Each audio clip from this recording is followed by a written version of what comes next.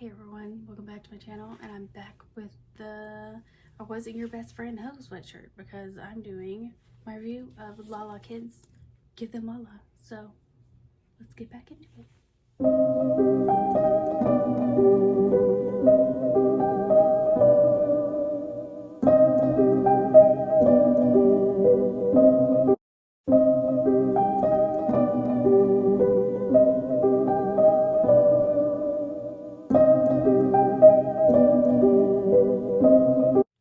Okay, like I said, I'm getting back into wearing this because I'm doing Lala's review Give Them Lala. So like I said, I was going to give this a whole review on itself because I really enjoyed this. I read this a couple times, actually several times, because it always gets me out of a reading slump, and whenever I'm kind of feeling a little down,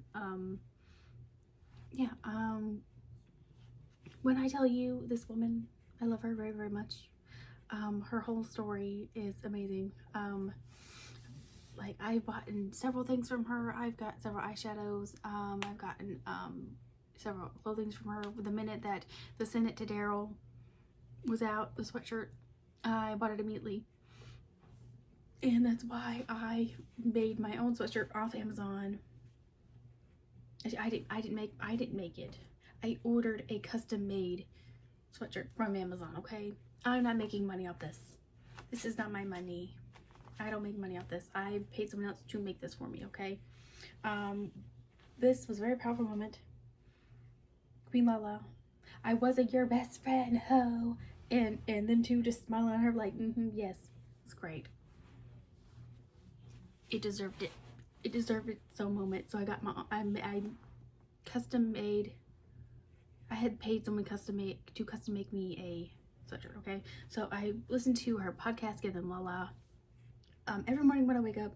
Now, I kind of listen to it and I kind of stop, but like I listen to when I get up in the morning and kind of get my day started, and then I get into all my TikToks and stuff. Yes, everything.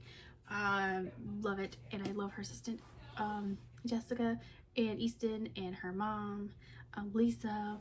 Love the whole gang, and baby O, and the new baby that's coming. Very, very hyped. I was very, very excited the minute that I found out she was pregnant and that she's going through IUI.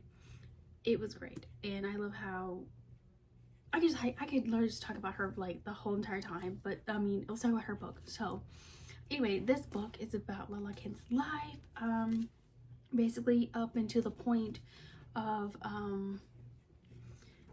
just before what happened to her, what happened between her and who shall not be named.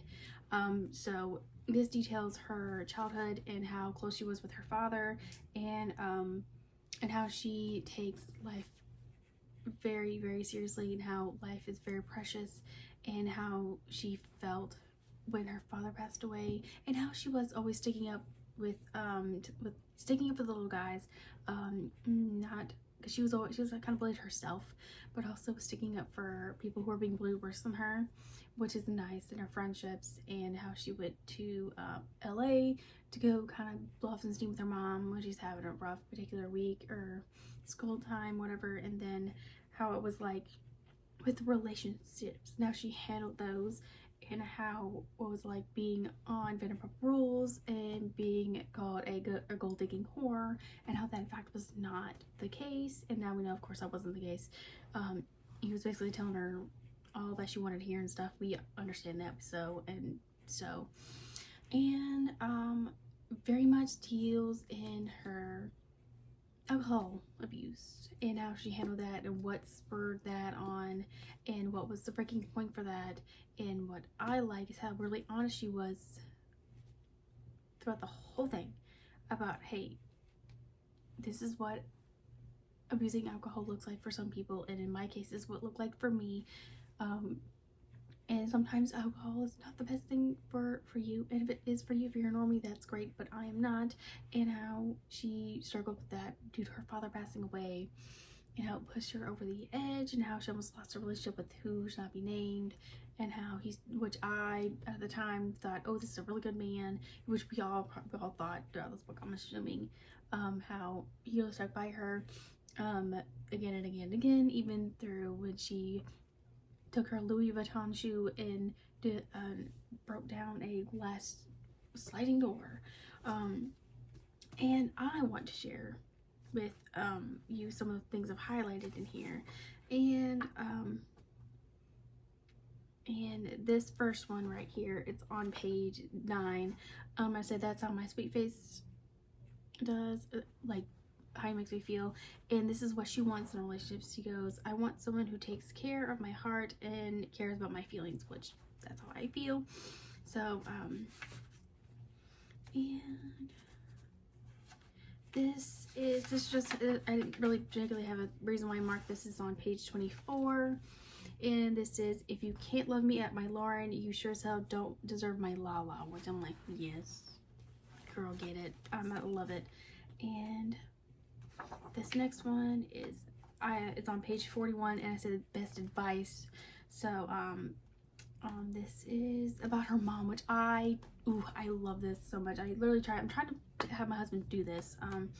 She says, that's coming up, the one that's coming up now pre-thought. She goes, I believe it's her mom talking, or where is this? Who is this talking to her? It's what her dad told her.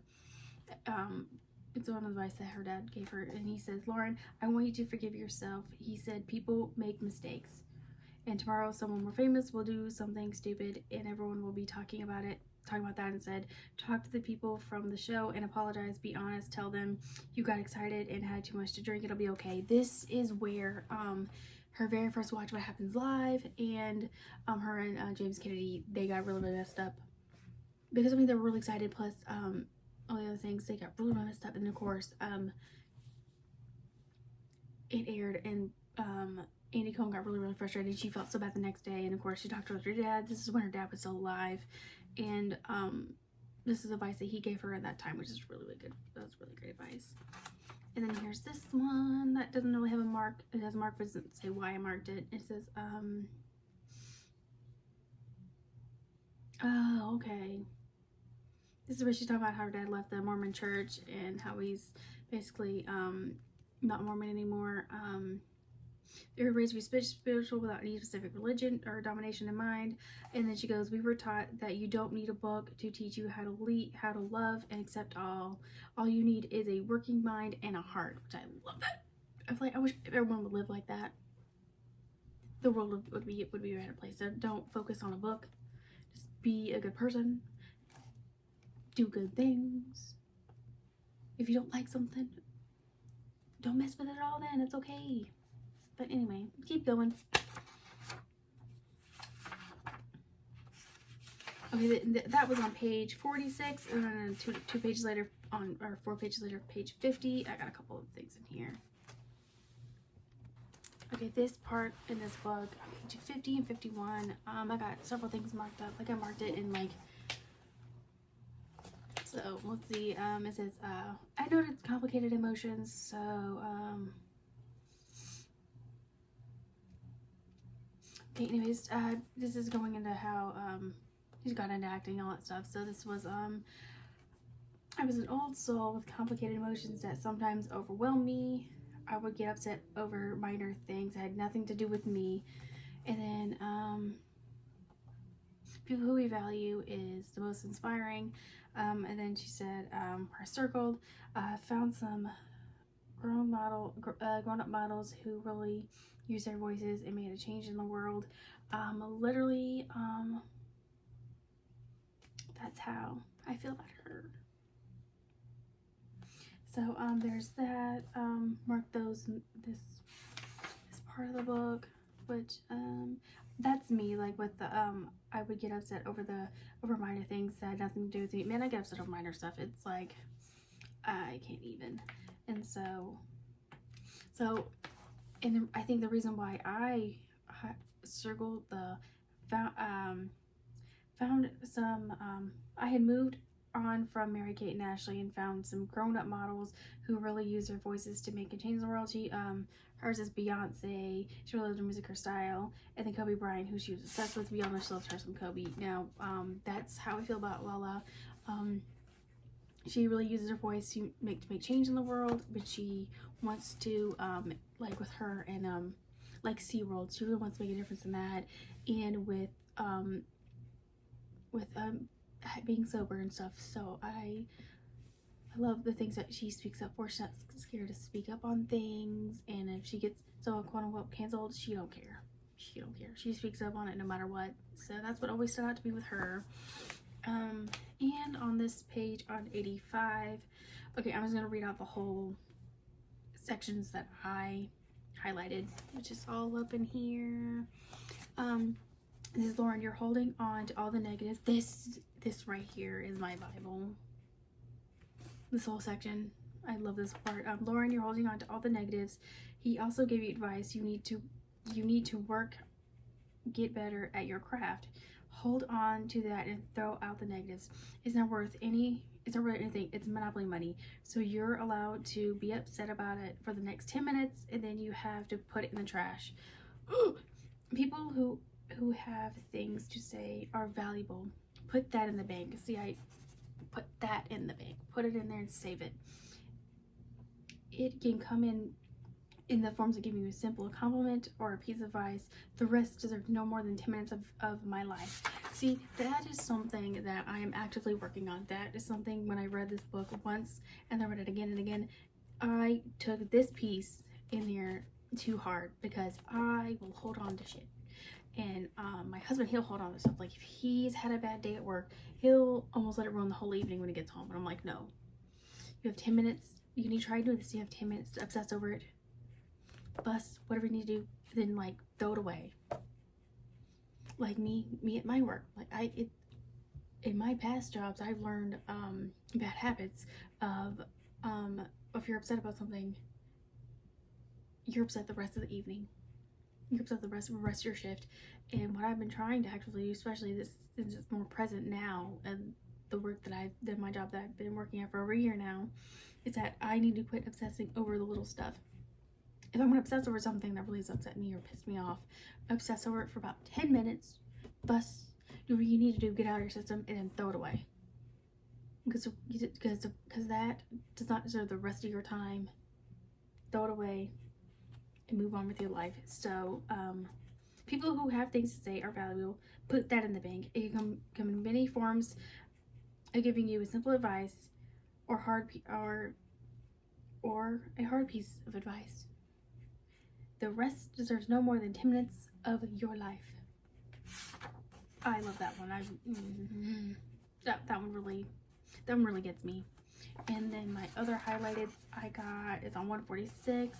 It says, if we are healthy, happy, and living in a box, that's where I want to be. Literally, that's how I feel about my husband. He's always worried about money stuff. I'm like, I'm worried about money stuff too, but I don't care for living in a box. So if I'm with you, that's all that matters. If we're happy, don't care.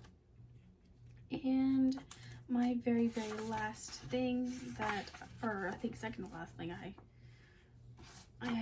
got it. Yep. So the very, very last thing that I highlighted was on 215. It's inner book. This is where she goes into her alcoholism, how she's working on herself for that, and all that stuff, and the bad times she's had on Better Rules. It was not a good look because she was not in the right state of mind. But she goes, reality TV showed me what's like being a role model actually means, and how oftentimes it's not about being perfect, it's about being imperfect and then being willing to talk about it, which is awesome. And she further goes on to say, sharing things about my alcoholism, for instance, that's not an easy thing for me to do on TV, but people love those skeletons. So these days it's like Halloween out here, skulls, bones, heads on pitchforks out in front every inch of my life, probably on display because there's nothing left to hide. I'm willing to put myself out there and be naked because there's healing that comes from living your life in the open. Darkness loses its power when you expose it in the light. So that's awesome. So she goes into some detail that about her alcoholism that she's went through, that that I'm sure no one would want to talk about all the stupid shit they've done, but she does, and I love that. And I don't know what else I'm going to talk about because I'm just going to ramble about everything about how much I love her. But this, I give this 1,000,000,000 stars. I would read this. I know there's things about who shall not be named in here, but just ignore that fact. That's not really the point. The point is,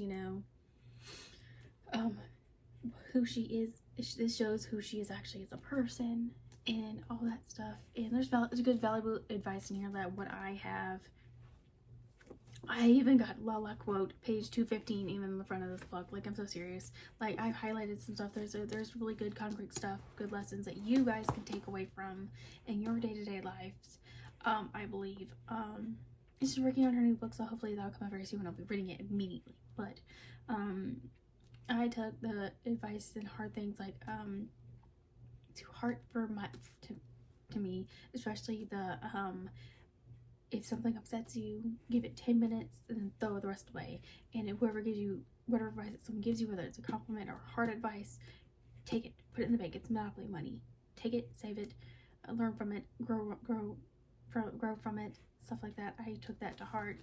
And about, sometimes you're imperfect and sometimes you fuck up, you do some stupid shit, and that's okay as long as you talk about it.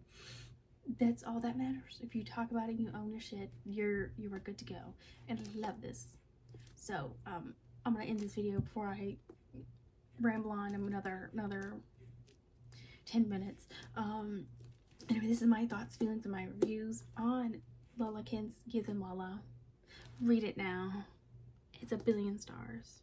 So I hope you guys are having a lovely morning, day, evening, night, wherever you guys are in the world. And please like, comment, subscribe, and let me know if you guys have read this book or if you're going to. And we can have a discussion on it. So I will see you guys on my next video. Bye bye.